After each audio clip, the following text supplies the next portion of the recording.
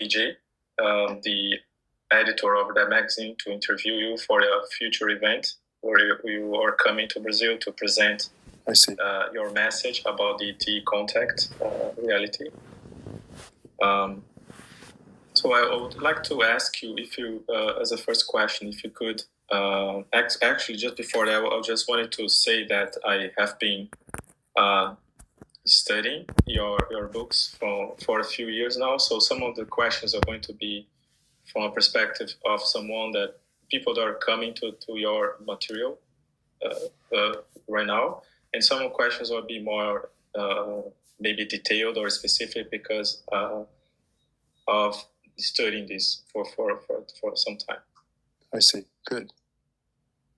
So I would like to ask you if you could introduce yourself to us and tell us a bit more about your life before this whole ET and UFO phenomenon.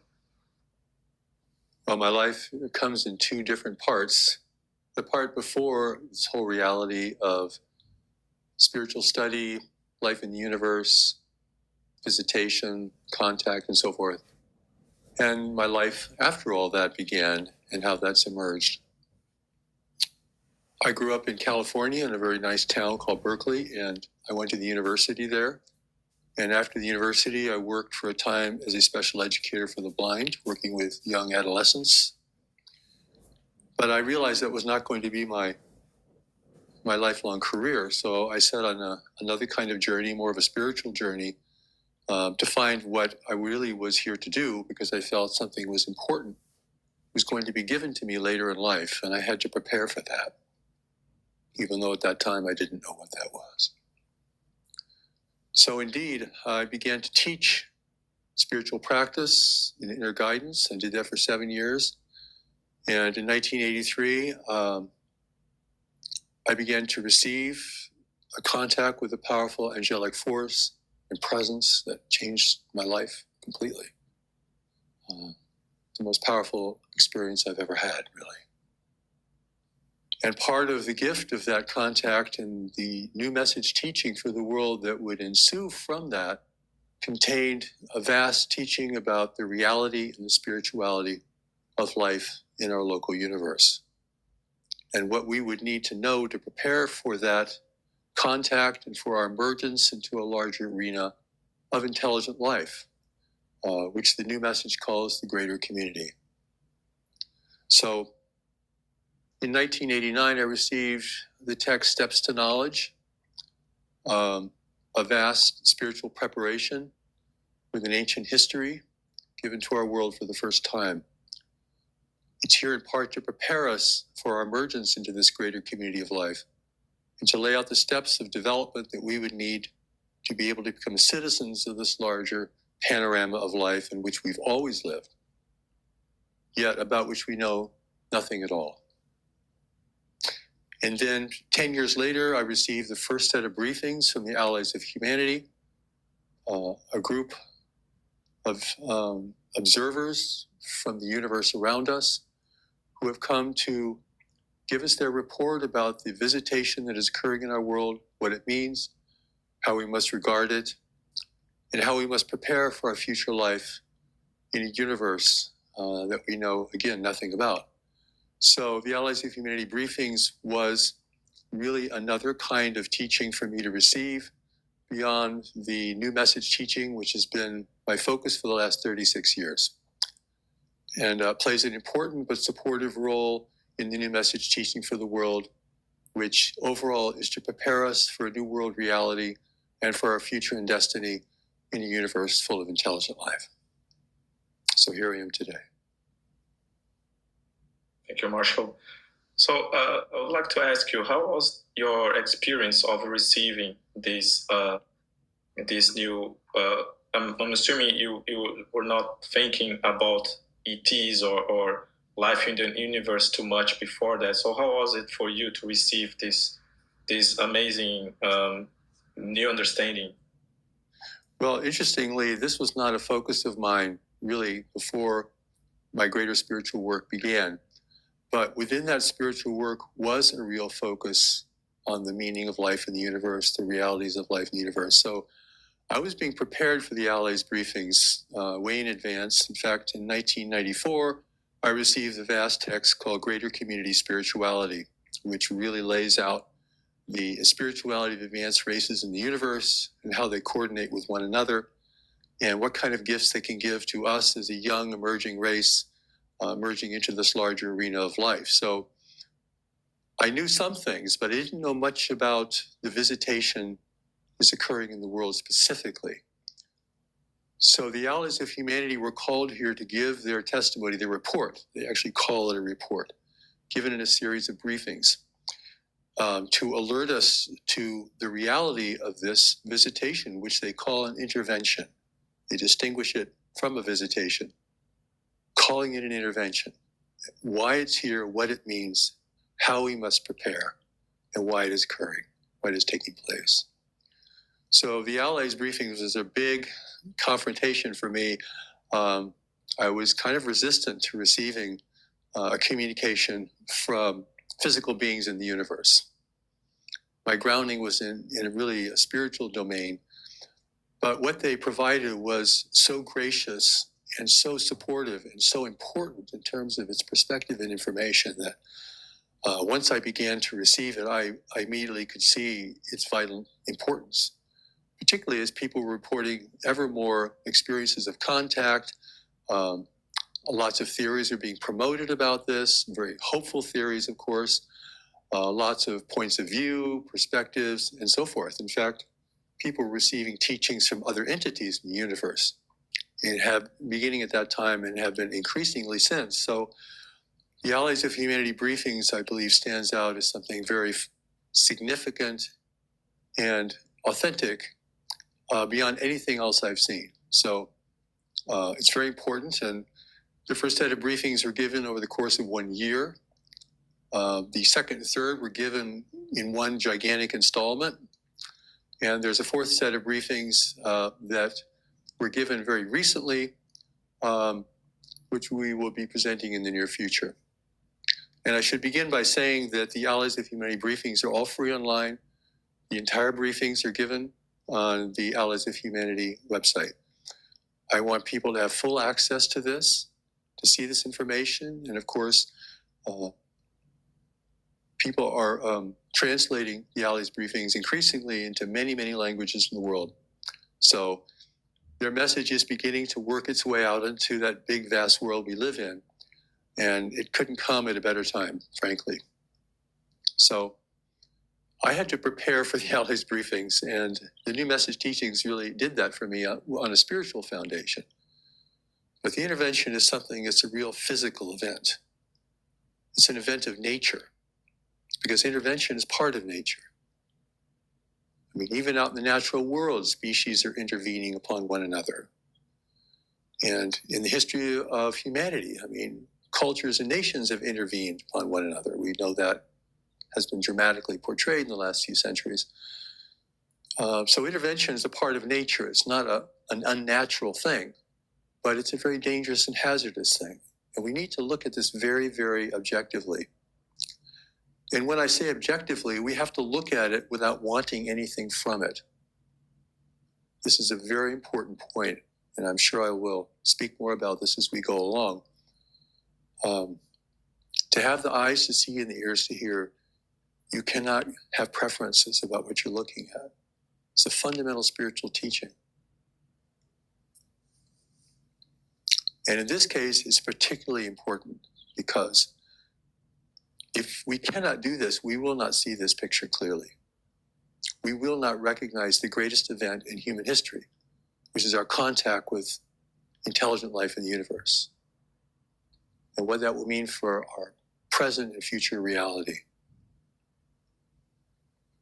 So my journey was a long one, but by that time, I was really becoming aware that we live in a larger arena of intelligent life, a physical arena, and that we've always lived in this arena. And we've come of age now through our technological development, our social development, our world integration to the extent that it's happened, has brought us to this threshold of standing at the entrance to this larger arena of life. And the intervention that's occurring is bringing that reality to us in the most powerful way possible. Could you tell us a bit about how was your experience of receiving this communication from the allies? How did this come about? Well, it was very different from the angelic contact experience, which is a massive experience of presence, an overwhelming experience of presence. It took me years to be able to be in this presence for anything more than a few moments. But the Allies briefings was a communication that was established by the angelic presence. It's not happening through any kind of technological or mechanical means, which means it cannot be interfered, it cannot be interpreted, it cannot be interrupted in any way.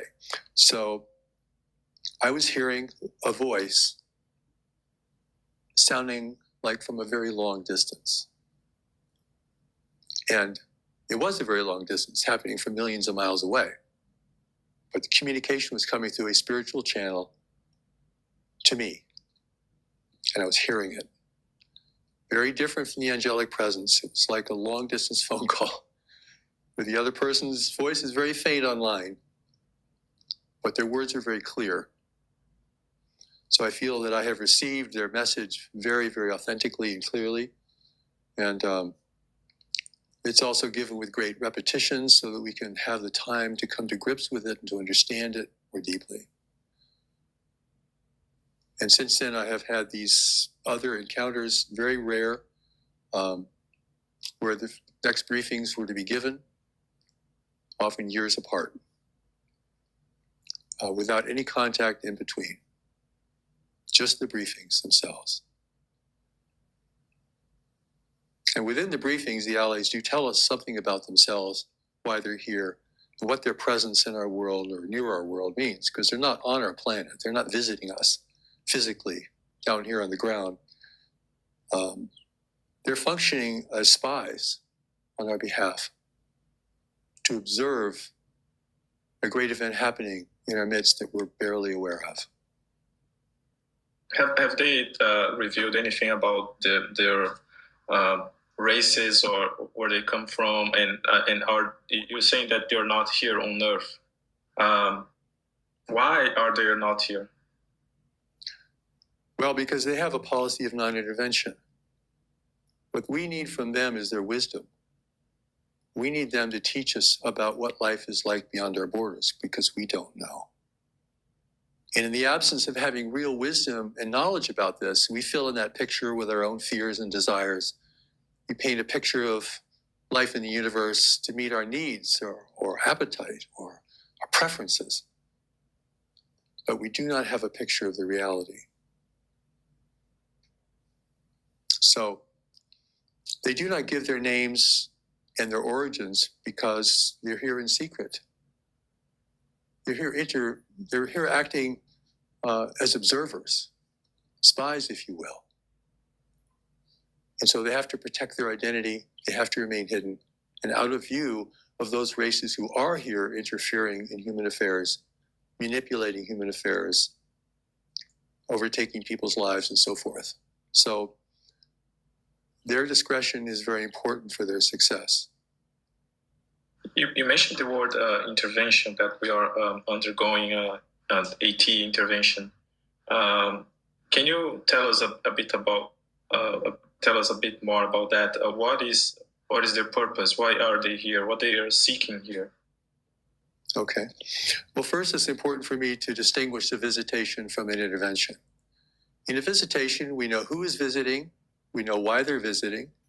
We have some kind of relationship with them we're aware of. We're aware of their intentions. We've established some degree of trust or confidence in them. They respect our boundaries. They act graciously in our midst. They do not interfere in our affairs or seek to learn our secrets, just like a guest to your home.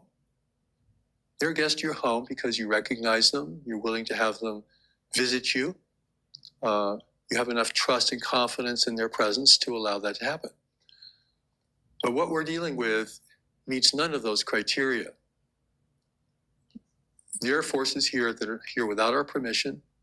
They're not revealing who they are or why they're here. They're acting at will within our own space, with their own environment. They're carrying out very dangerous activities and harmful activities in the world today, and have been for decades now. And their overall plan and purpose here, they're not revealing. Meanwhile, they're sowing seeds of persuasion to convince those people whom they contact that they're here for our benefit, or recommend or represent our saviors in some way, or they can give us what we cannot give ourselves, and so forth. So there's a massive pacification program going on as part of the intervention itself, a program of persuasion, a program of submission. Something is happening that will affect the destiny of every person on earth, but they're not revealing anything about themselves. And this is the biggest conspiracy there could possibly be on planet Earth, that we have a force demonstrating greater technology than we have, who understand life in the universe, who are here for their own purposes, which they will not reveal, who are working in secret in a very deceptive manner. So we cannot consider this a visitation if we have any kind of understanding of what is happening in the world today, or how this is manifesting in our midst. Could you tell us about what they are seeking here? Why Earth? Why? What we have that they are spending so much effort to come here? Well, our planet is what the allies of humanity call a gem in the universe. A magnificent planet of biological diversity, of temperate climate, of immense resources, highly habitable if you can breathe the atmosphere, a biological storehouse in the universe of barren worlds. I mean, there are not many Earth-like planets out there compared to the number of celestial bodies that actually exist. So, I mean, it's like a gold mine in the middle of a desert. The universe is a vast desert. So they're here searching for what all advanced societies search for: resources, worlds of strategic importance, and other societies that they can use for themselves, for their own benefit. Very similar to what happens here on Earth. I think many people want to feel that the universe is a better place, that within technology comes enlightenment, higher ethics, higher standards, but we know from my experience here on Earth that is not the case at all. So we're dealing with reality here, but just on a vastly greater scale. Many more different participants. A non-human universe where freedom is rare, and where power is exerted in many different ways that we don't really understand. And that power is being exerted upon the earth at this time, increasingly with each passing day. So they want what we have: a rich, beautiful planet. But they can't breathe the atmosphere. They cannot live here. They cannot survive here on the surface. And that is why they need us as part of that resource. People often say, well, if they're not attacking us, they must be our friends. They must be friendly. You know, they're not attacking the earth. They're not waging war upon us. But really, that's how we think of conquest. But to an advanced society, you want to preserve all the assets of a world that you're interested in, and even the population of that world that you're going to need to help you, to work for you. So clearly you're not going to destroy the value of the earth, or the value or existence of humanity, which is the only intelligent race that can live on this surface. So again, a greater community education now has to begin to take the place of wishful thinking or what we see in movies, how we want this to be for us. is a confrontation with reality. It's a confrontation with nature. It's a confrontation with ourselves. Can we grow up enough to participate in this universe of intelligent life? Because if we don't establish unity and cooperation amongst us sufficiently, we will be supplanted. We will be overtaken, not by fierce or violent conquest, but by very subtle means of persuasion, where the reins of power gradually are given over to others who we do not know.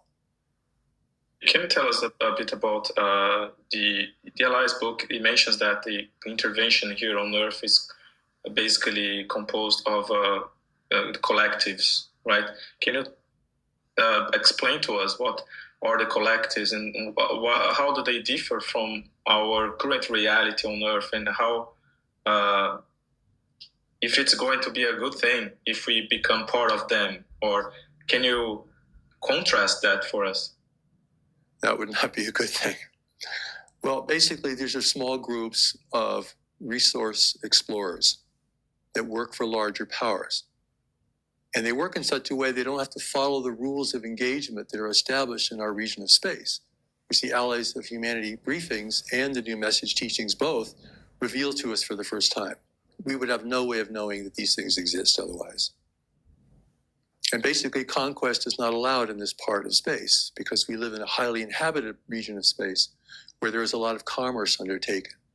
And so war is suppressed and violent conquest is not allowed. So you have resource explorers who go out and find things for larger powers. And they're not military groups, but they're very powerful in terms of their power in the mental environment, their power of persuasion, the power of inducement.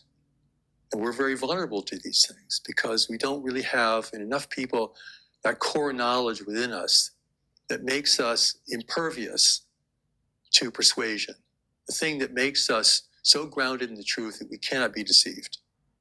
And this power lives with all of us, and I'm talking about this as we go forward, and how important this is for our own preparation, for the survival of humanity, for the well-being of everyone here. So we're not dealing with military forces. This is not a Star Wars kind of reality. That's a human fiction. We're dealing with how worlds are contacted and how persuasion is undertaken in a situation in our world such as it is.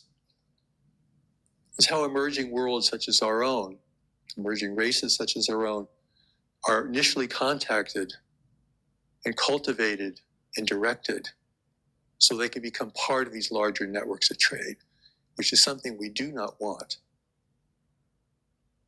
In contrast to this, there exist free nations who over time have established their insulation in the universe, their freedom from these large networks of trade, so they can function independently, so they can have degrees of freedom that the greater technological powers do not offer their citizens. But to be free in the universe, you have to become wise about the universe. You have to be careful. And we'll be talking about that through the course of our interview today. Why are they here now? And can you explain why this is happening now? What about the visitations from the past in human history? Well, the Earth has been visited since before human history. I mean, because it is a world of resources. And it's a world where many races cannot breathe the atmosphere or even survive in the biological contamination of the world. Remember, races that travel in space are living in sterile environments. So to come into a world reality where there are millions and tens of millions of different kinds of organisms is a real biological hazard for a visiting race. So certainly we've been visited for samples of resources for longer than anyone knows, a long time.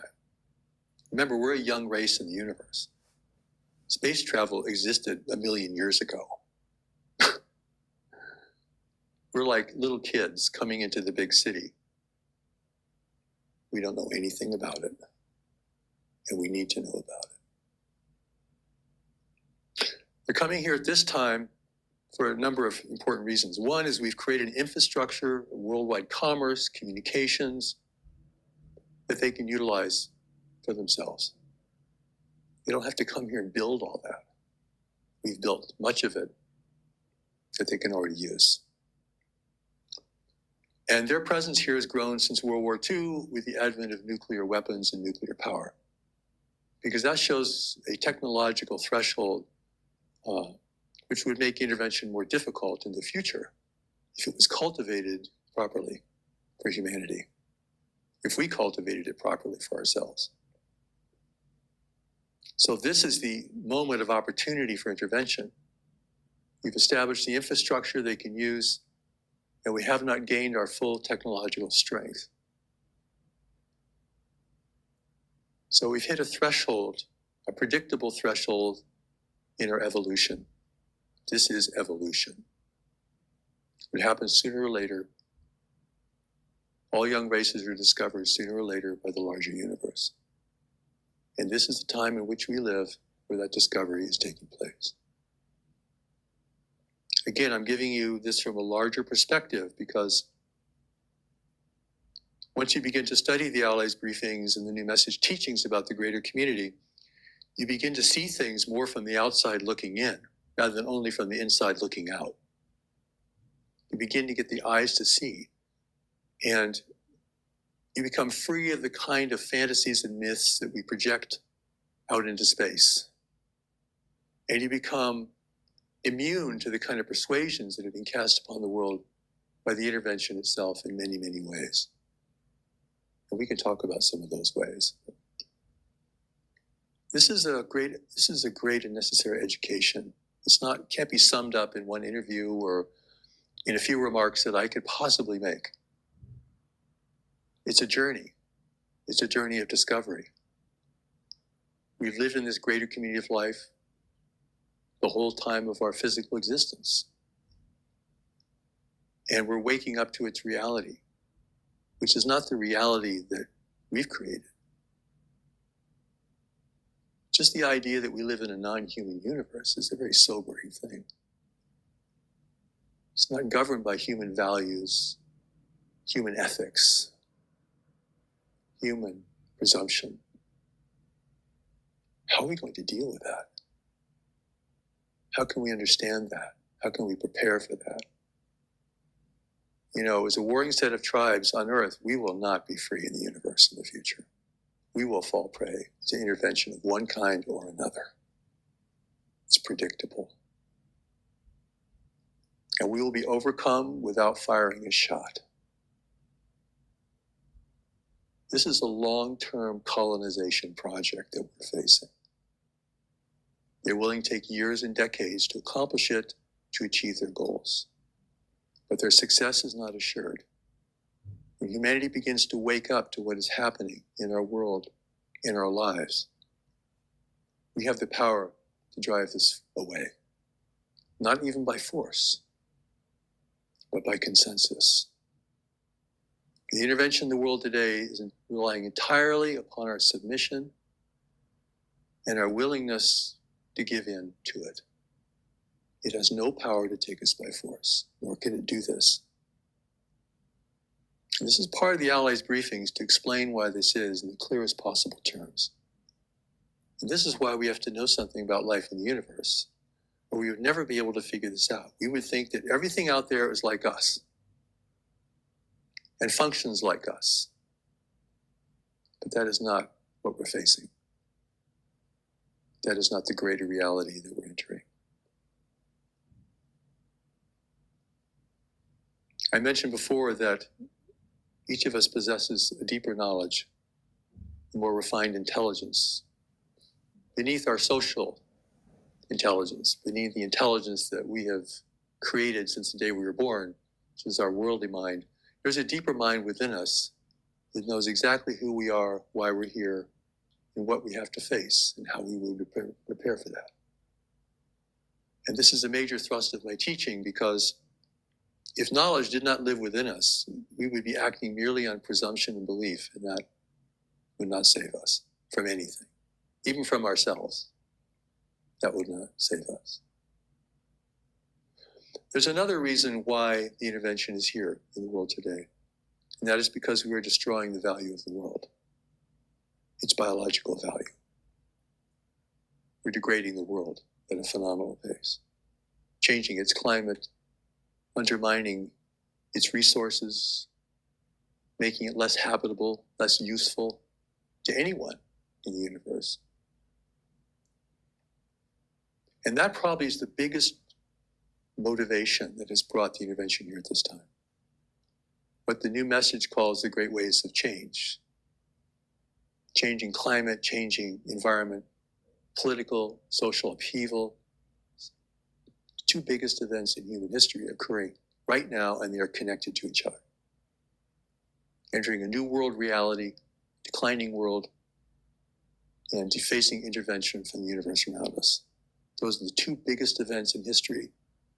And in fact, that's the reason why so many of us are even here in the world. The people who will hear my words, read this interview, are people who have a connection to life in the universe. We call them greater community people. They have an innate spiritual connection to life in the universe. Whether they be stargazers or astronomers, they all have a beautiful connection with life in the universe. It's built into them. It's part of their blueprint for being here. And these are the first people who are going to respond to this reality. Whether they see it correctly or not, however they may envision it, they are connected to it.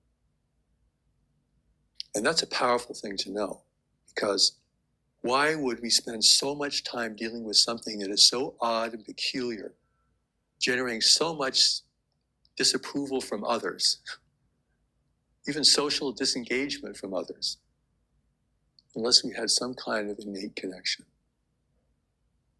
So the first to respond to the Allies of Humanity briefings, the new message for humanity, are people who will have this greater community connection. And no matter how they see this reality, they are connected to it. It is part of their destiny. And there are millions and millions of people who have this greater community connection. And they're the ones I have to reach. They're the ones who have to have this greater community education. But they'll fall prey to the intervention because they want it. They hope for it. They believe it. They think it's going to save them. They think it's going to give them everything humanity cannot give itself. They're the most vulnerable to persuasion here and inducement. This is a very serious matter. I mean, you have to be a person who's not just fooling around in the face of this. This is the future of humanity right here. The freedom of humanity. Goes beyond corrupt leaders, goes beyond economic policies, goes beyond social engagements, national engagements. This is going to determine the future and freedom of every person on earth, both now and those to come. That's how big this is. I think it's important to know that. If we get this wrong, if we don't see this correctly, don't think you can earn your freedom later. The Allies of Humanity are made up of individuals from several different worlds. Each of these worlds was overcome by intervention, and in each of these worlds they had to fight for their freedom to regain their own sovereignty at great cost to their populations. So they are the ones who can best tell us about intervention and how it has to be recognized, how it has to be discerned, how it has to be resisted, and how it has to be overcome. We're at the early stages of the intervention now. We don't have to fight them for our freedom. But we do need to oppose their presence here if we're going to establish our own rules of engagement as to who enters our world and what they can do here. Because this is our house. Intervention has even posed itself as our ancient ancestors, here to come back to protect us, to reclaim us. You hear these things. So many different stories, so much falsehood. Tell the native peoples anything and they'll give in. Look at the history of intervention in our world. What happened to the native peoples who could not see or discern who was coming over the horizon in their tall ships, who was stepping onto their land, what they were really there to do? Whether they came in a warlike manner or in a peaceful manner, what were they really there to do? What did they promise? What did they offer? What were they really there to do?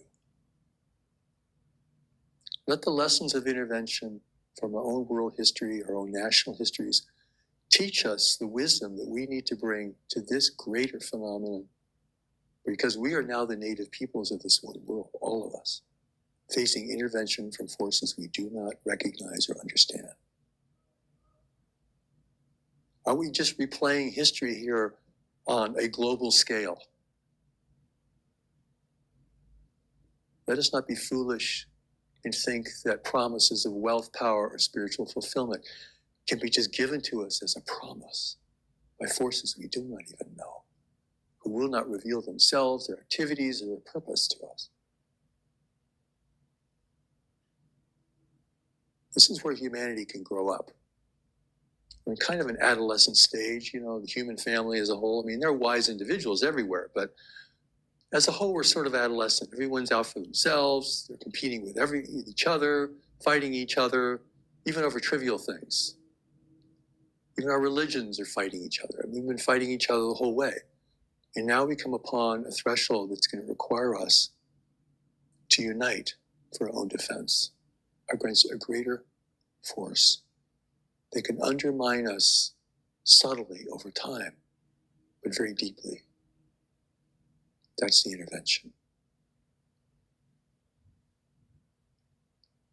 This is why the Allies of Humanity were called here to give their testimony.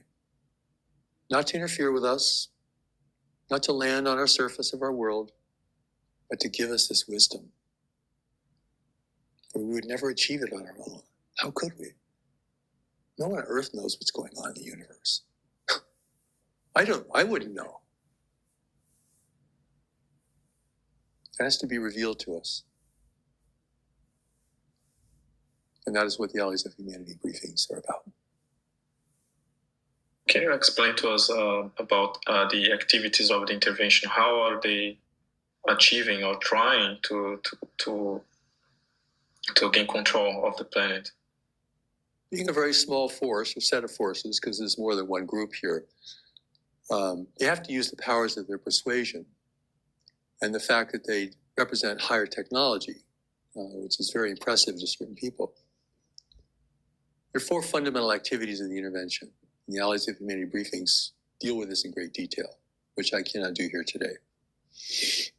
The first is to establish connections with people in positions of power and influence in governments, commerce, and religion. Remember, the intervention wants to remain hidden. They're doing everything they can to remain hidden. Even as they fly through our skies, witnessed by airline pilots and military pilots and millions of people on the ground, they want to be hidden. So to influence people in positions of power by offering them technology, unlimited power, or predominance in the world. I mean, some people cannot resist this. You can think of leaders of certain countries who at this moment could not resist these temptations. Very powerful. The next is to establish hidden bases on Earth from which they can operate. Since they cannot breathe our atmosphere, they cannot expose themselves to our biological environment, they have to seek places to hide their craft. If they come and go from Earth, that gets noticeable. If they live in their oceans, it could be hard to detect them. Or in mountainous areas and places. But they need a presence here to do what they're doing. And they need off-planet presence in our solar system as well to help them. This is a long-range project for them. They don't live near us. In fact, the intervention lives in space. They don't really have planets of origin. He just represents other planets who could not be doing this here. without serious problems arising for them. The third avenue is to affect our religious impulses and aspirations by emphasizing that we're totally corrupt and we cannot redeem ourselves, but they are not corrupt, they're enlightened and they can redeem us.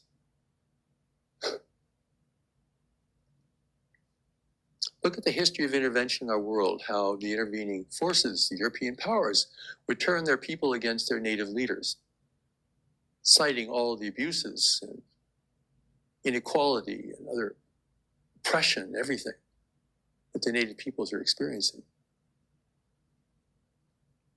That's how you get the native peoples to work for you, because you need them to work for you. This is what is happening in the world today. You know, a lot of New Age thinking is very much from the intervention. The idea that everything happens for a purpose, where did that come from? That everything happens to you happens for a purpose? That's what's called pacification. That's not education. That makes you open to everything. Oh, whatever happens, I'll be open to that. I'll be open to this. I'll be open to that. I'll be open to intervention. Great. It's here for a purpose. Must be happening for a purpose. Everything in life happens for my purpose, for my well-being. No sensible person would ever think like that. And no person who's ever been out in the world and done anything would ever think like that. But many people think like that. So that makes them an easy target of the intervention itself. And just our religious aspirations of bliss and peace and equanimity. I mean, whatever happened to service and contribution, right? And giving and personal sacrifice, and whatever happened to the core eternal values of religion? They've been displaced by the search for personal desire and equanimity and peace and happiness. That's strange.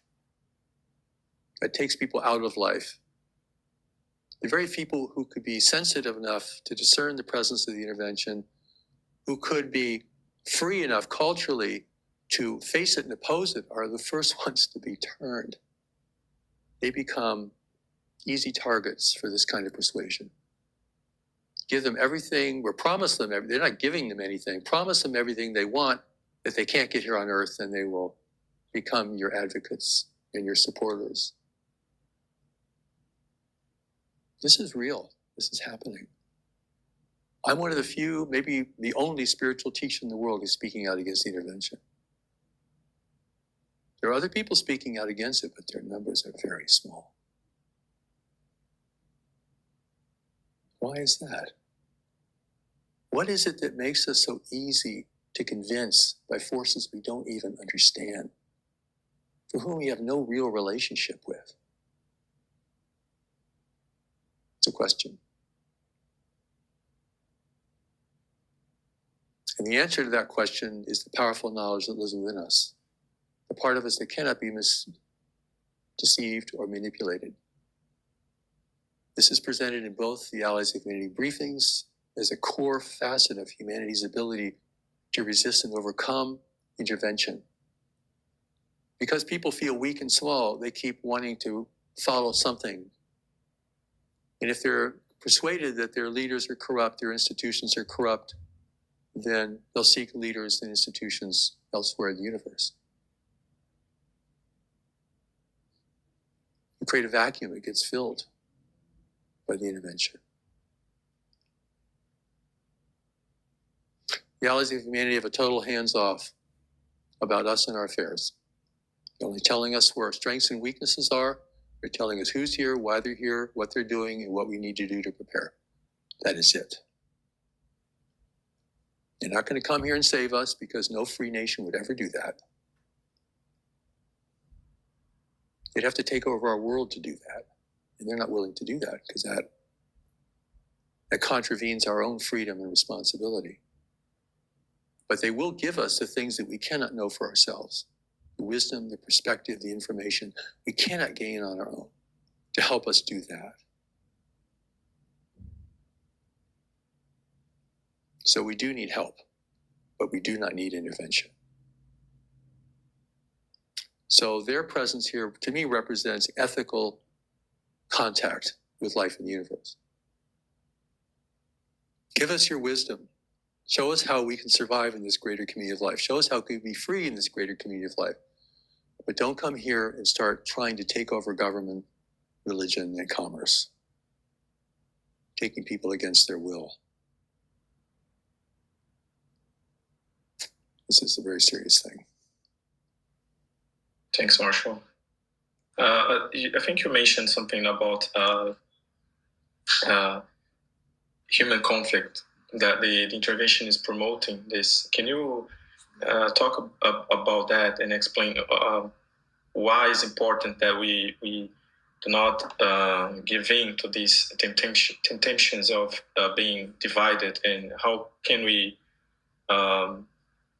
achieve enough enough unity amongst the human race? Well, there's a number of manifestations of this. First of all, I mean, divide and conquer is you get the native races to oppose each other, fight each other, diminish each other. Obviously, it makes it easy to overcome them in the aftermath. So the intervention wants our eyes on each other critically. And part of that is for humanity to lose faith in its leaders and its institutions. Because once you do that, most people will seek for leaders and institutions elsewhere. Because we need leaders and institutions. We're not going to all just govern ourselves out there. We're too big. The world is too big now for that. An example of that is, up until maybe 20 years ago, there was legitimate UFO research.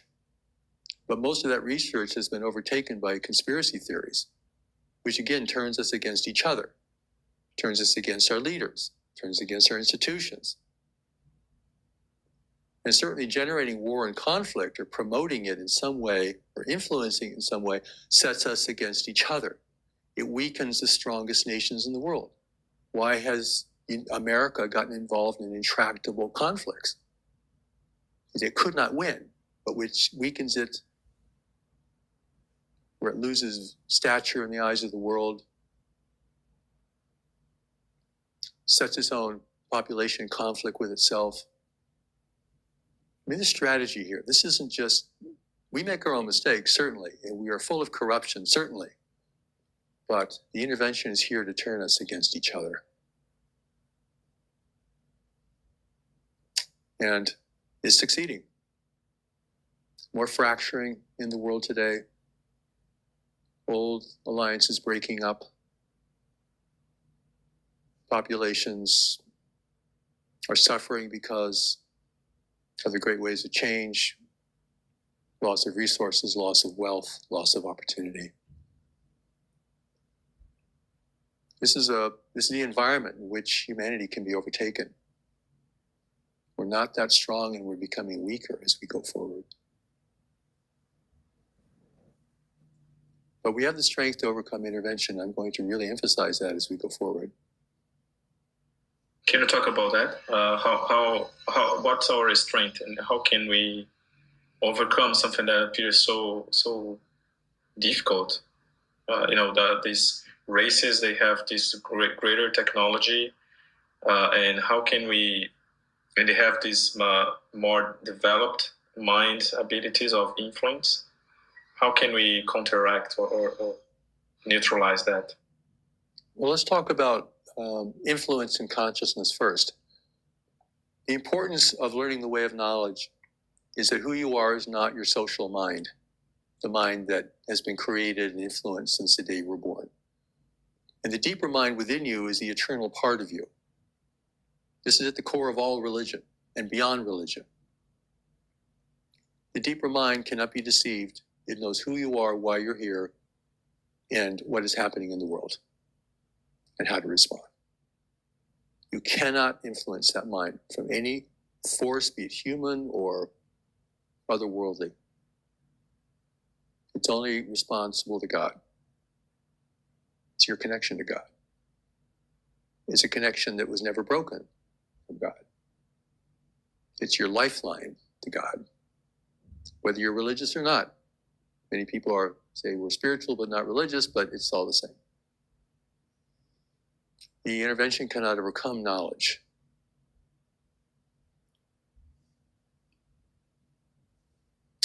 So, and this, of course, is the answer to all conspiracy theories. This is the answer to human manipulation.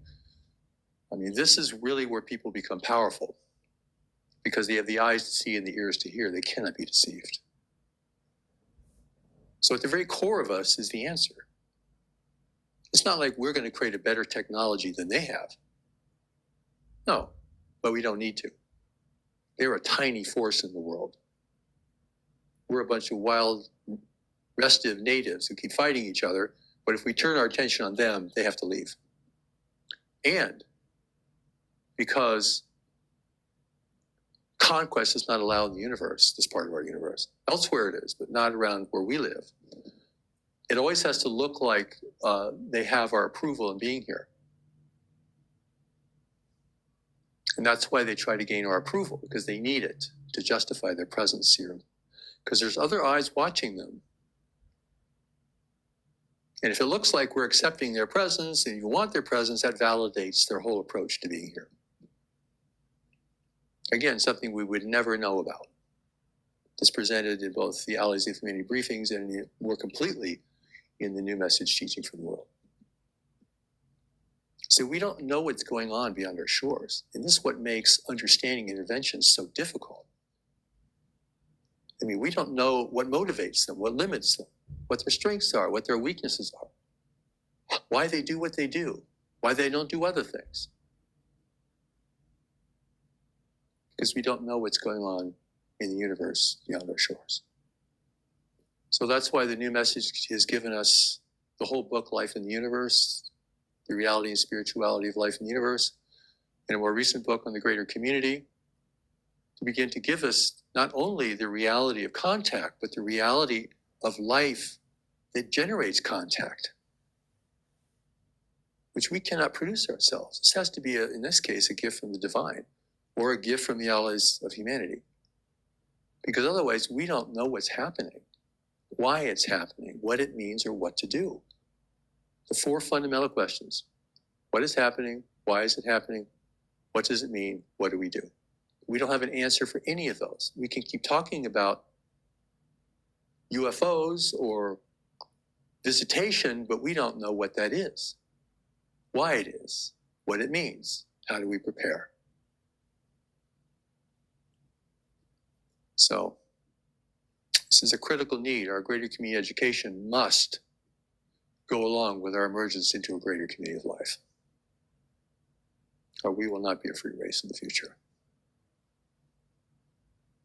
And no matter what country you live in, no matter how oppressive it might be, you have no comparison for what it would be like to live in a non-free world in the universe. So clearly, the work of many people in the world, my work, is to build human freedom and responsibility. The intervention is here to break those down, using our own tendencies, our own grievances against each other. And I should also mention, one of the ways that intervention sets us against each other is in national conflicts. Because those individuals in positions of power, commerce, governance, and religion can be very supportive of these conflicts, depending on what's influencing them. What influences people is an important thing. We influence each other all the time. And that's why knowledge is so important to us, because it can't be influenced except by God.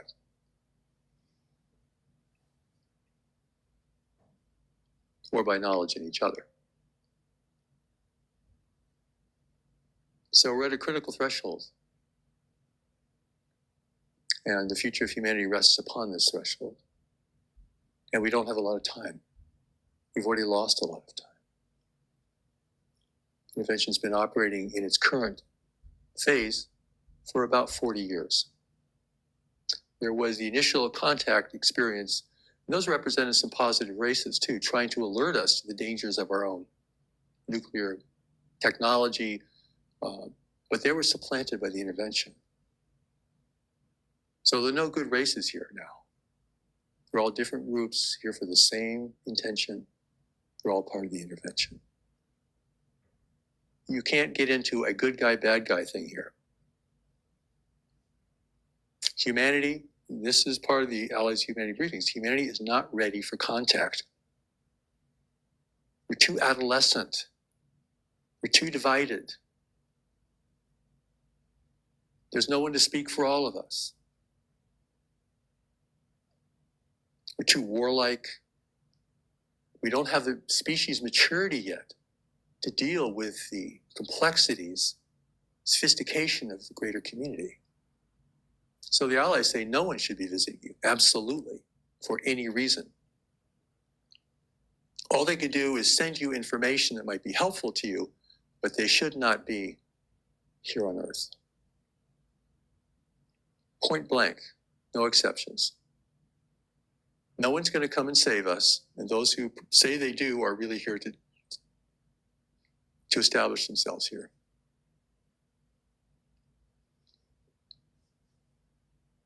We have to save ourselves.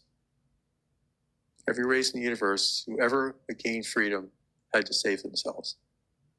They might have gotten assistance from others, but they had to save themselves. We have to do that. So, this is a big reality confrontation for us, the intervention. It's a necessary one. It can actually be beneficial to us because an intervention taking place over the entire world is the only thing that can really unite a divided and conflicted humanity in its own defense. War would cease on this planet if that was the growing understanding. We need each other and all the resources that we have as individuals, as nations and cultures to be able to establish ourselves as a free race and to resist intervention. And a big part of establishing yourself as a free race is resisting intervention. Because a world of this value, governed by reckless, warlike, intelligent life, is going to face ongoing intervention at one level or another, but not conquest, because the world's too valuable for conquest. So this is a very different way of seeing this than what many people are assuming or believing. They have no way to, I'm compassionate for them because they don't have this information to inform them. And if you look at this purely from a preferential standpoint, you of course want this to be a good thing. Visitation is a good thing. They're here to help us because we're important in the universe. Everyone loves us because we're lovable. And we need their help, and they're going to come help us. That would be great. It's just not true. And it will never be true. The history of our world has never been true. And our world is a microcosm of life is like in the universe.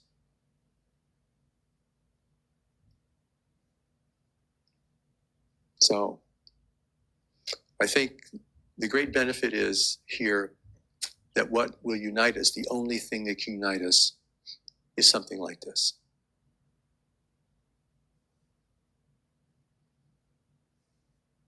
But how many people are aware of this intervention and can see it for what it really is? Can we see it for what it really is? Do we have the eyes to see? Are we just going to look at this like everything else as some way to gain profit for ourselves? There's no profit in the intervention. No one will profit, from the richest to the poorest. So, this is something that can bring greater cooperation, greater recognition of how important we are to each other here on Earth. Even our old enemies are all adversaries. We need them too. We don't want any nation or state to follow the intervention. to avoid war on Earth. So there's a huge incentive. Once you begin to see this clearly, there's a huge incentive for human cooperation and the cessation of war. Fighting each other is the last thing we want to be doing. We have a much greater opponent at our doorstep, and we will not fight them with weapons, but with determination, cooperation, and the power we carry. Remember, the intervention is a tiny little force in the world. You got 7.5 billion restive human beings who'd rather not be enslaved. And who's got the power in that scenario? But as long as we keep fighting ourselves and the intervention supporting us in doing that, on a personal level, on a national level, then we will not see, we will not know, and we will not respond. So we won't be responsible.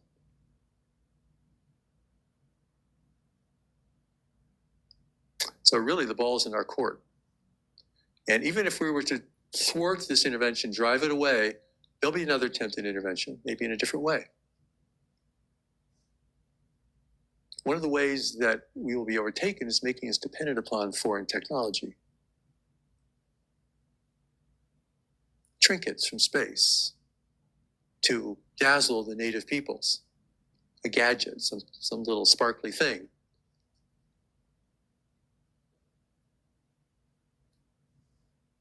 This is how intervention has been carried out in the world. In so many places.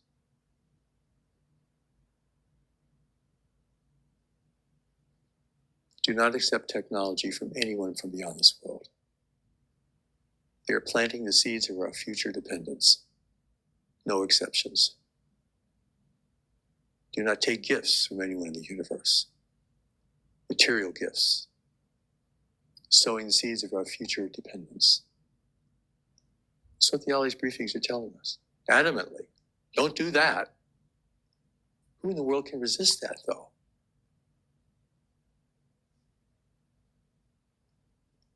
So it's our weakness that they're preying upon, not our strength. The Allies are calling for our strength. That our strength must overcome our weakness, so we lose everything. Everything. Everything good that's ever been created in our world will be lost if the intervention is successful. No one will benefit.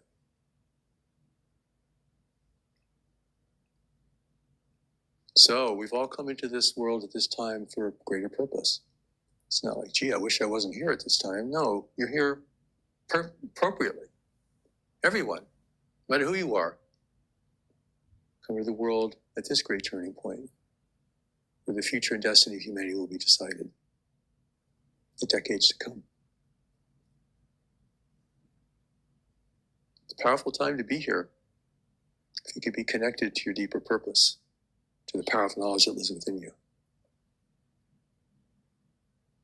Hi, Marshall. So I would like to ask you, you mentioned that it is really important that we become, that we don't become part of those networks of trade in the universe, those collectives.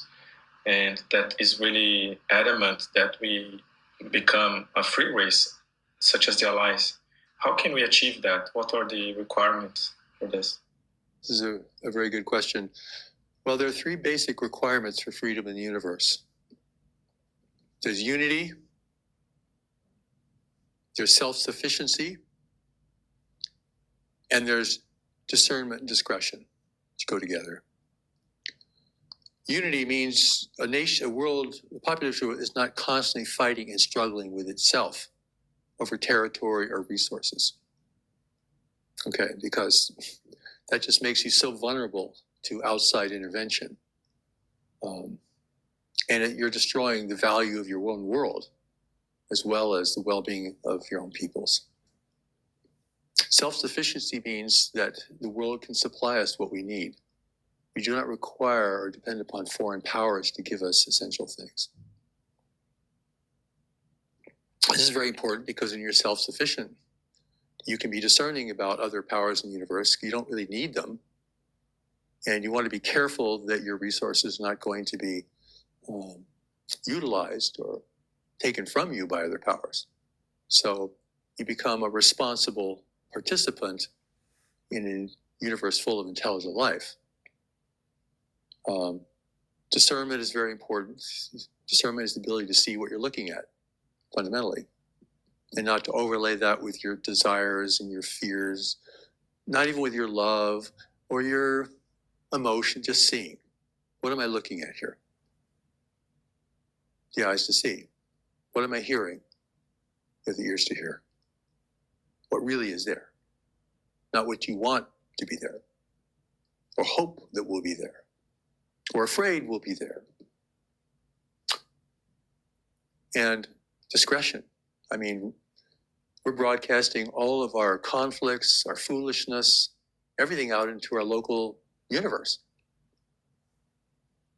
A discrete observer can learn all about our culture, our weaknesses, our tendencies, our corruption, our violence, our tragedies, our suffering, our starvation, everything. Tune into planet Earth. Foolishly broadcasting out into space. We haven't learned how not to do that.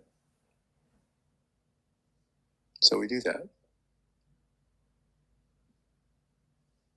Free races are rare in the universe. Most races are large, technological, or if they're really remote, they could be very primitive.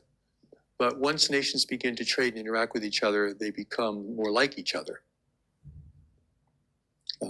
Very controlling. I mean, there's not a lot of individual freedom in these large nations. They have to control their populations. They have to control everything. And they become more like each other because they're dominating each other. If I need something from your world in order for my technology to work, I have to go along with you. If I can no longer support myself with what I have, then I need what you have. And this is how war has been overcome in our local universe, is through a very tight kind of network of essential commerce.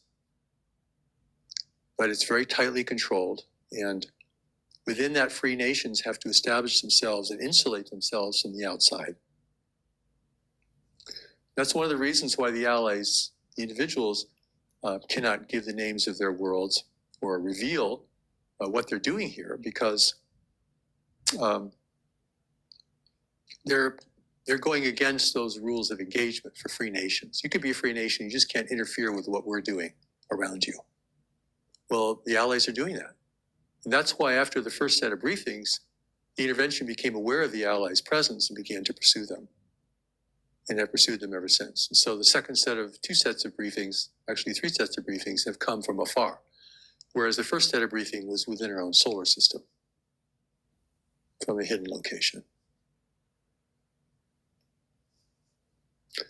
So, be a free nation in the universe is, you have to really become mature and united and discerning and discreet and self-sufficient. Well, we're losing our self-sufficiency with each passing day. We're depleting the earth at a phenomenal rate. Ever-growing number of people drinking from a slowly shrinking well. I mean, that's not going to have a good outcome. We're broadcasting all of our conflicts and dissensions, problems out into space indiscriminately, so there's no discretion. We're not discerning about who and what is flying in our skies. And human unity, which has always been an important goal, is going through a time of fragmentation right now. As the resources of the world become more scarce, more expensive, cooperation in many places is breaking down. So we're failing the three requirements for freedom in the universe currently. But those things can all be changed over time. And I think you would need to be aware of the challenge from beyond to create the incentive for those things to be altered and changed into a positive direction. Those are non-negotiable requirements for freedom in the universe. There's no way around them.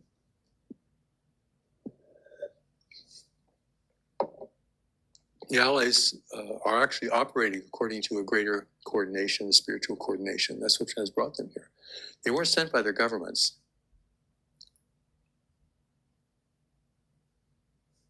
They're here for a greater spiritual purpose, which is to attempt to protect humanity's freedom, sovereignty, and self-determination as it emerges into this larger arena of intelligent life in the universe.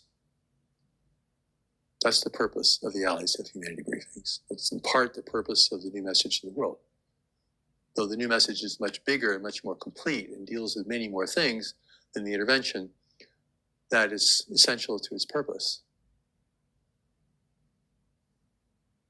And we live a time of great consequence right now. Time of great calling, great spiritual calling. Time of great meaning. Time of great importance about what people do with their lives and what they serve, what they respond to in their nations and cultures and in the whole world. We're a world community now. We're a fledgling world community, but we are talking to each other all over the world. We're looking at each other all over the world. We're interacting, we're trading, we're visiting, we're carrying on engagement all over the world. Never happened before to this degree. So we have a lot of promise. We've kept knowledge and religion and spirituality alive in our world, where it's died out in so many other places or never existed to begin with.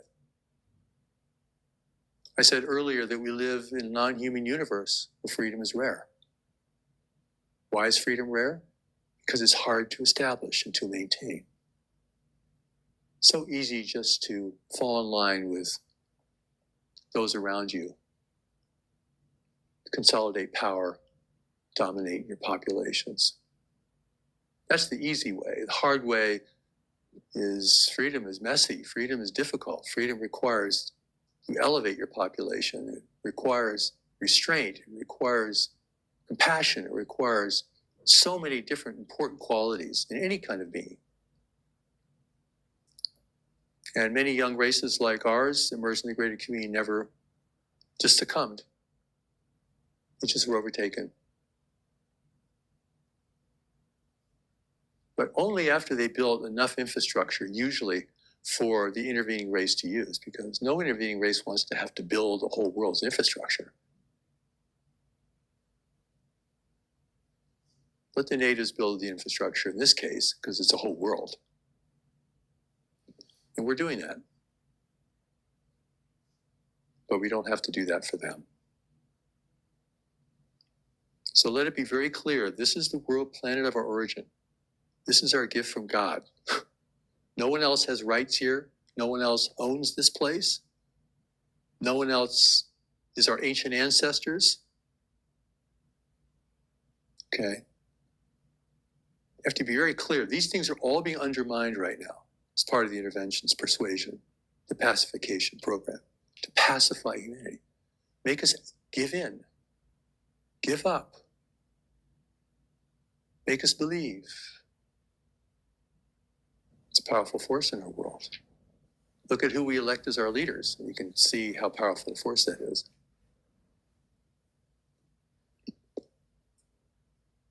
So, I think all of us have to become allies of humanity, because there's competition now for who will rule the world.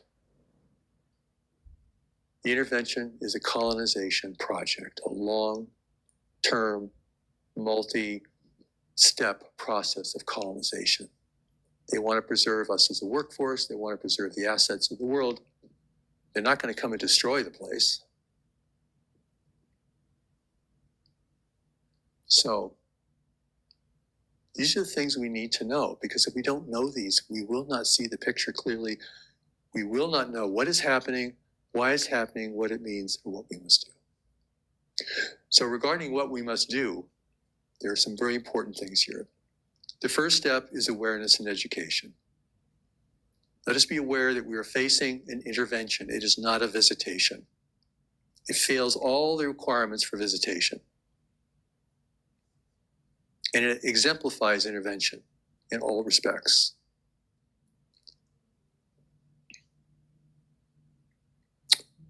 Education, we need to learn about life in the universe. What can teach us about that? Well, in this case, our source, God, is teaching us about that through the new message for humanity. You can believe it or not, but before you deny it, you better read it first to find out. Because only God can do that. Only God knows everything about life in the universe.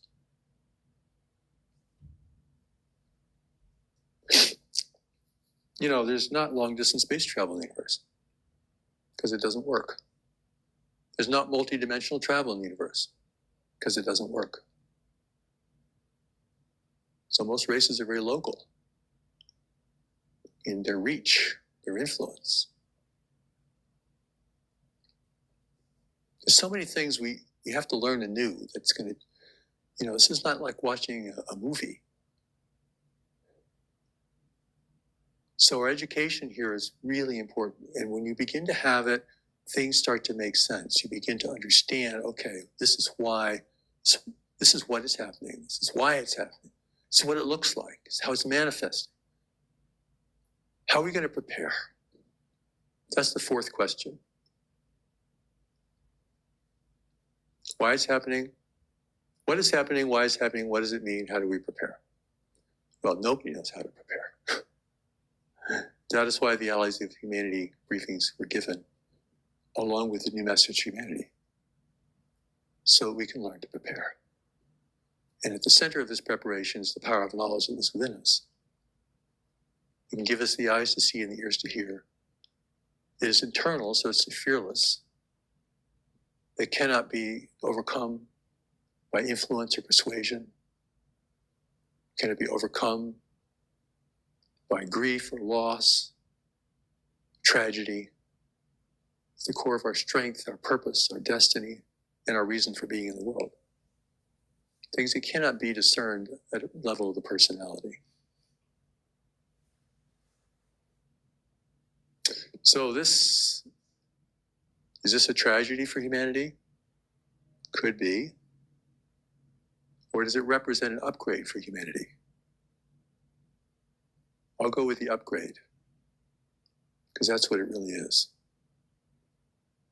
People don't advance because they want to. They advance because they must, facing real circumstances, real challenges, real needs. That's how all things of value have been established. Not from wishing or wanting, but from what must be done. And you hear things that must be done. We must recognize the intervention as intervention. We must gain an education about it and about life in the universe, and what is centered here, what its strengths and weaknesses are, how to respond, what to listen to within ourselves, so we know how to be strong and powerful rather than weak and easily manipulated. It's a challenge to each person who can respond. That is why this is focused on the individual, not trying to change governments or trying to change whole populations of people. This is a calling for individuals, particularly people who have a greater community connection, who has a natural affinity for life in the universe. It's a good place to start when we talk about preparation. Can you talk about because from all of this, it seems that the intervention seems to be a very respectable opponent to us. So we might feel at first when reading the briefings from the Allies that it's such a almost impossible task. So what can you tell us about that? Because we might think that they are invincible no matter what. So can you explain a bit more? What are their weaknesses, for example? Well, one of their weaknesses is that they're non-military, and their power is persuasion. And persuasion can be easily resisted if you can recognize it for what it is. They want you to think they're all powerful. That's why they've done displays over military bases and things like this to show we're powerful. You can't resist us. But this is like the peacock opening its tails to make you think it's bigger than it is. They're small. They have no real physical power here. And as soon as people become aware of who and what they are, then they have no influence anymore. So the two problems here is that they try to make themselves appear invincible, which they're not, and we don't understand the nature of and purpose of our own power as individuals and collectively. We're strong, they're weak. But they want us to think that we're weak and they're strong. But that's not reality. And to other forces that are watching this intervention, if it looks like humanity is resisting their presence, they will have to leave. They will be withdrawn.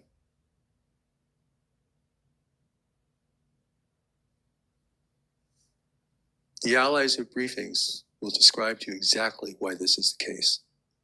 Something, again, we could not know for ourselves. We do not know how things work beyond our borders. We only assume from what we understand here on Earth, and that is not enough. But we do know what intervention is from our own history. We know its outcome. We know how it's carried out. We know a lot of things that can be very helpful to us, our wisdom here on Earth.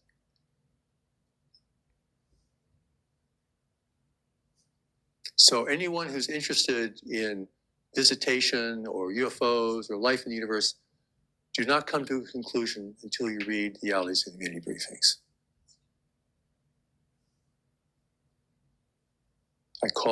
That's my calling for you. After that, you can come to any decision you want. I'm not controlling your decision, but I want you to know this. I'm an ally of humanity. I'm not an ally of the intervention. There's no neutral ground here. You can't play both sides. You can't play the situation for advantages. It's a stark decision about who and what will determine our fate and future.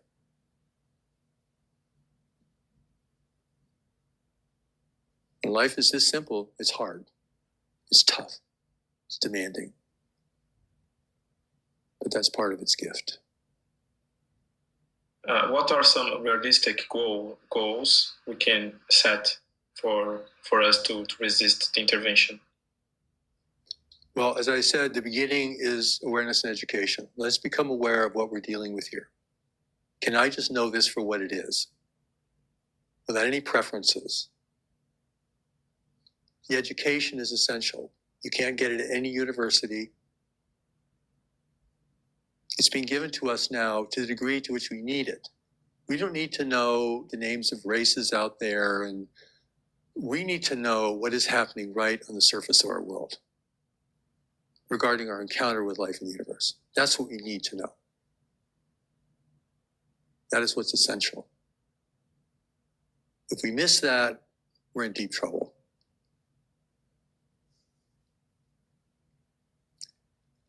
So again, this is my invitation for anyone reading this or hearing my words to explore the Allies of Humanity briefings. They're offered free online. Explore them. Think about the history of our world as a demonstration of life in the universe. Because nature is nature. Intervention is part of nature. Competition is part of nature. Freedom is around the universe because it's hard to achieve, hard to maintain, but well worth it. No one ever became free by accident, and no one ever became wise by accident. This is the great challenge of our time. This and the condition of our climate and our world. Those two things have the power to destroy human civilization. So that is the great challenge of our time, in my view. There are other important things in the world, but we can't neglect those two great challenges. It's time to grow up. It's time to realize that our world is valued by others. And that if we're going to preserve it, is our planet of origin. We're going to have to take very good care of this planet and its resources, and we're going to have to establish terms of engagement regarding anyone who comes here, just like any other established world in the universe.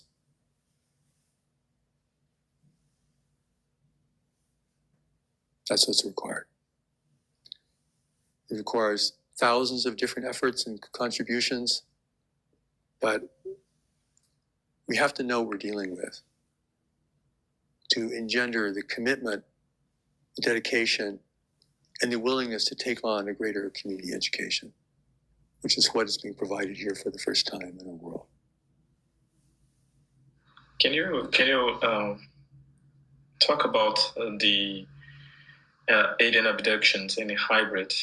What do you think of those things, and how are those things ethical? Are those things good for us? All right, well, none of those things are good for us. To take people against their will, to use your genetics, to destroy their personal lives, it's not good for anyone. And the purpose is to create hybrid individuals who can help carry out the plan of the intervention here on Earth. People often ask, well, are elected officials, are they hybrids? No. It's those who advise them that could be the hybrids. Very persuasive, very intuitive, look like us, but aren't us. It's a long-term project. It's not like it's going to take, it takes a century for the intervention to accomplish its goals. It's worth it to them. They get to preserve the planet and at least part of the human population for their own purposes. It's worth a long-term project. It's how these things are undertaken. And at the same time, it doesn't look like conquest. It looks like we welcomed them and allowed them to move in. And even wanted them to move in. If we deteriorate the world too far, we'll be desperate and we'll want them to move in.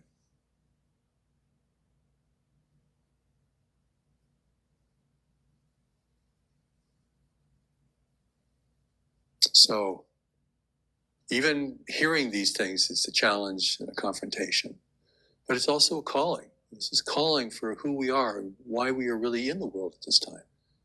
We're just here to try to be comfortable and have a few pleasurable items. Is that what's brought us to the world? Is that what our purpose and destiny is? If that is your purpose and destiny, your soul will starve, because that's not why it's here. Each of us came here to make a difference, to serve something, not what we wanted, but what was needed. At a small scale, a big scale, any scale. This is the challenge. This is the calling.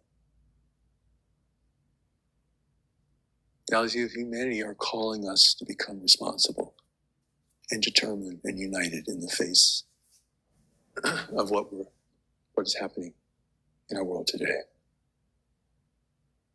There's no escape, there's no luxury, there's no preferred life that's going to really work. There's no running away, there's no hiding. This is it.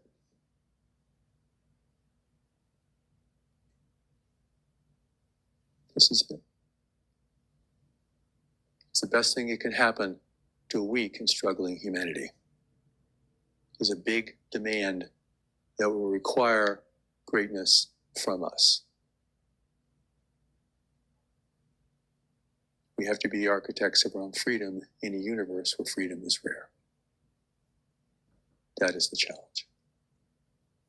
How can we prepare for this whole new reality of contact? How can we individually prepare for this? Well, preparation, of course, is the fourth question, and that's where studying UFOs could never go, because it has no answer for that. We have the briefings, and we have the new message teachings on life in the universe, on the greater community, and we have steps to knowledge, which is how we gain contact with our deeper intelligence. bigger than intuition it is. I'm not talking about intuition here. I'm talking about a deeper intelligence within us that is fully prepared to deal with this world that we're facing. So steps to knowledge is a core part of the preparation. If we just operate from assumptions and belief, it's not going to work. We need to be inner directed. If we're not inner directed, we'll be outer directed. And in this case, that is not a good thing. No one's going to come and save us. And those who claim to do so, who plant themselves in our world, represent the problem we're facing. So, our preparation is laid out before us. And for all those millions of people who have a greater community connection inherent within them, this will be very important, very confirming. They'll begin to understand why they have this, why they feel this, why this has been important in their life, why they and not others are responding to this. It's the reality of life in the universe, now on our shores.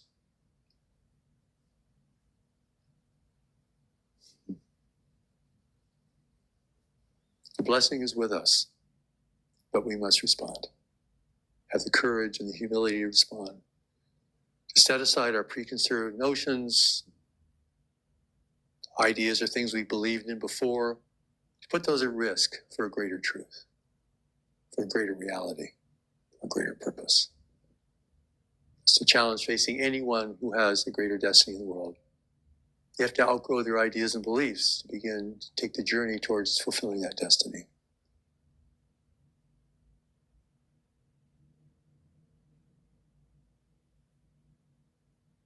In its odd kind of way, the intervention can redeem us to ourselves and each other if we can recognize it and respond appropriately. Beyond that, we must make it known that we do not welcome visitation from anyone unless the world community has agreed to it and it can meet our own requirements. We set the terms of engagement, we as human beings. Not as individuals, but as human beings.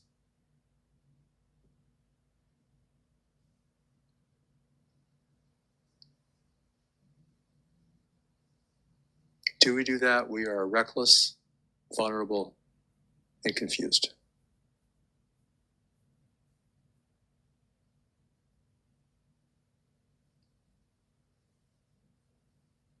So you have to hear this message in your heart. It's not simply a bunch of ideas that I'm presenting to you. It's reality. It's not my reality. It's not what I want. I didn't make this up to make myself feel better. This is a huge challenge. This is a fire drill for the whole planet.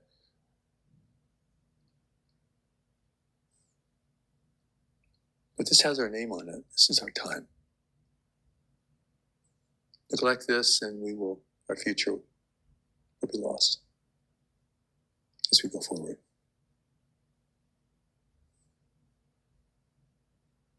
And those are the stakes. And high stakes can bring out great things in people if they can respond. It can be very scary at first. It can be very upsetting at first. People may resist. People do resist.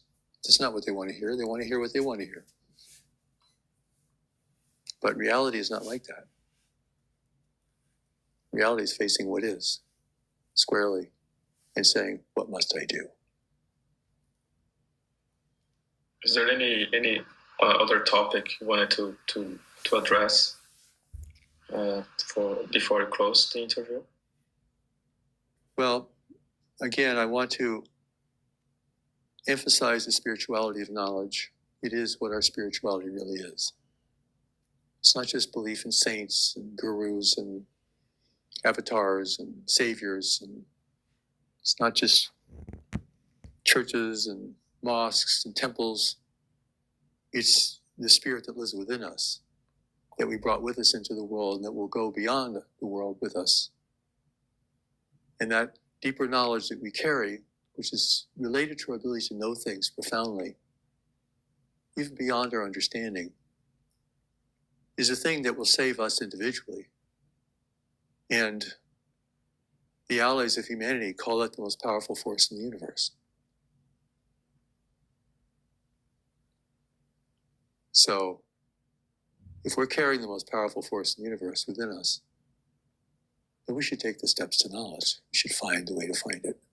And that has been given to us as a gift to the world.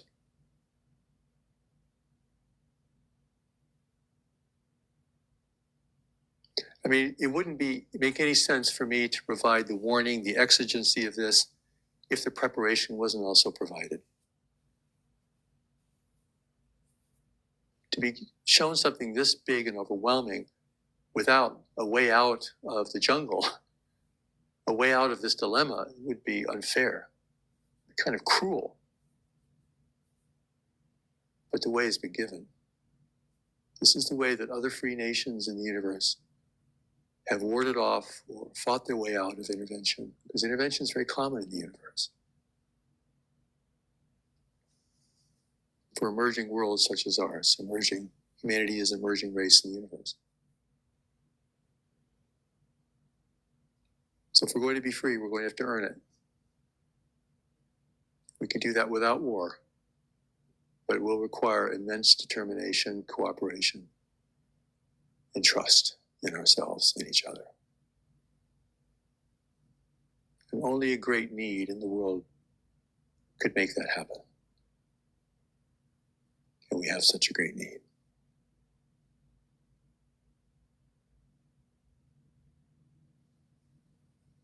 So the blessing is with us, the challenge is with us, the gift lives within us. Let us proceed. Let us respond. Let us take the journey into a greater life, a greater universe, and a greater meaning for existence here. That is my prayer.